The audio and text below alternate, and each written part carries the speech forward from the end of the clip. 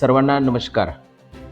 मकर संक्रांतीच्या सणाच्या दरम्यान मोठ्या प्रमाणावरती लोक पतंग उडवण्याचा आनंद घेत असतात आणि तो आनंद निश्चित घेतला पाहिजे. परंतु बऱ्याच वेळा पतंग उडवताना मांजाचा वापर केला जातो, की जो मांजा जो आहे तो अनेक अर्थानं जो आहे तो घातक आहे.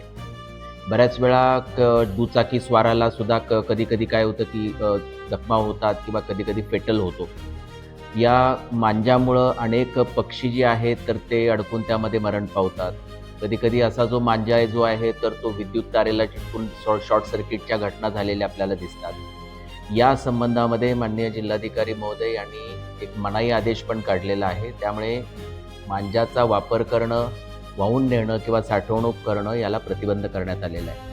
त्याचबरोबर माननीय उच्च न्यायालयानं पण वेळोवेळी मांजाच्या वापरावरती याबद्दल भाष्य केलेलं आहे आणि कठोर कारवाई करण्याचे आदेश दिलेले आहेत. आपल्याला अहिल्यानगर जिल्ह्यातील सर्व नागरिकांना याद्वारे आम्ही आवाहन करतो, की मकर संक्रांतीचा सण साजरा करत असताना आपण पतंग उडवण्याचा किंवा आनंद हा निश्चित घ्यावा, परंतु मांजाचा वापर आपण करता कामा नये, कारण त्याला प्रतिबंध आहे.